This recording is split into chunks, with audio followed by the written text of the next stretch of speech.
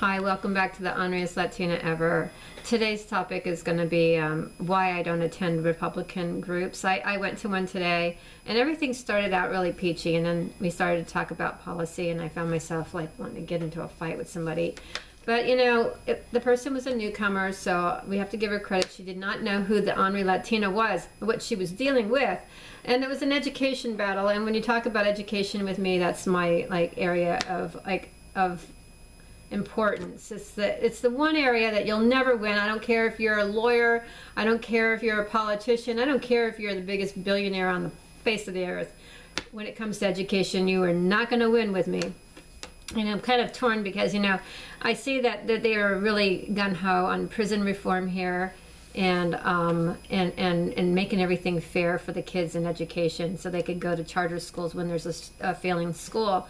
And I disagree with some things there, but one thing that I have to say is that whether it's Bush or Trump, they kind of roll along the same agenda. And a lot of people don't realize this, but Soros was back in that whole prison reform thing. That's not just a GOP thing. And so it's both sides of the aisle. You know, some cases I think the prisoners were unfairly treated. It goes case to case. My worry is that they're gonna set the sex offenders free because you know they usually think that that's a really low-level crime, you know, molesting kids. I don't. I think it's a really horrific, horrible thing for a child to go through. And when you want to talk about what's fair, what about ruining a life for a child? That is horrible. Absolutely horrible. But anyway, another thing about ruining kids' lives is the socialist agenda in the public schools that people don't want to address. They go, well, you know, we don't think the public schools are very good. They're not doing a good job. My thing is, that's not the worst of it. The worst of it is that when your kid goes right into kindergarten, they're being indoctrinated into you know, transgendered stuff and whether you want to be a girl or a boy or a butterfly or superwoman or whatever, you know, it's you know, I mean, they indoctrinated even before school. The libraries bring in transgenders to come in and do storybook time to our little kids, and I'm thinking that's pretty screwed up. You have a tranny sitting there, you know, a man dressed in a woman. I don't know what it is. You know, I don't know. So if it's a man or a woman, whatever. They have this thing reading to our kids, but you know, but we have to be tolerant, you know. And I'm just thinking to myself, you know, if you go along these lines, what's the next weirdest thing that we're gonna do? I don't even want to go there, you know, but I mean, people get these weird ideas. I'm not saying that, you know, it could get worse, but it possibly can, you know. And so they're already allowing little kids to have what do you call those things, sex changes. They're already castrating little kids and keeping them from and these kids are deciding that they want to be something else, you know, at 3 and 4 years old and 5-year-old, they're identifying with a different sex. That's just weird. That's just really weird. I think it's child abuse, personally, and I think the parents, you know, that raise these kids like that are cuckoo. But anyway, I guess we're in a society that is so different. When people talk about illegal immigration and a wall and how that's going to keep all the illegal aliens out, that's bullshit. Most of the illegal aliens come in on a guest visa. It's just that they like it so well here, they don't leave, you know, and they have a few kids, they put them in public school, and that's all she wrote.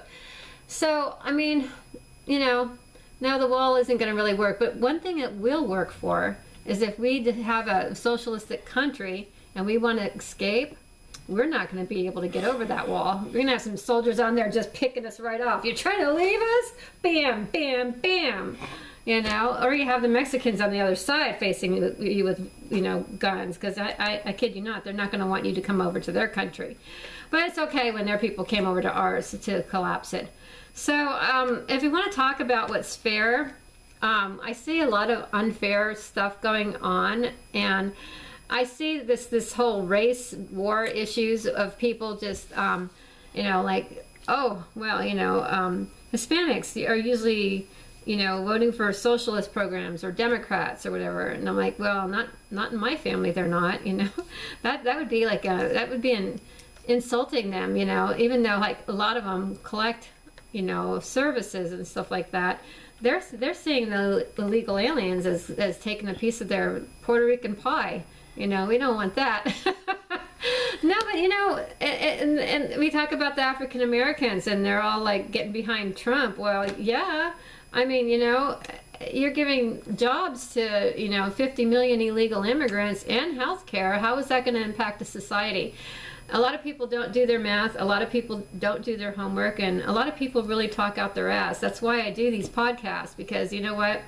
The stuff that you're listening to on the public television, they might have documented resources and statistics and stuff like that, but a good majority of those people are talking right out their ass.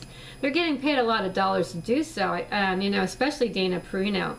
I listen to her all the time, and I'm thinking, are you a Republican or a Democrat? Because her and one, they have this thing going. I don't know what it is, but they just do. They have this thing going. Anyway, she's always bailing him out. I would just roll him under the bus. Just roll and back it up.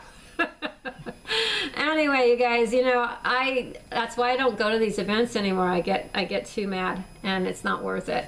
I mean, it is worth fighting for our country, but it's not worth fighting with each other. So I think that a lot of our Republicans, they follow blindly behind things without really doing the research, and being in politics for the last 20 years, and I was really ingrained in it in Oregon, and people go, oh, well, that place is a lost cause, and no place will end up like Oregon.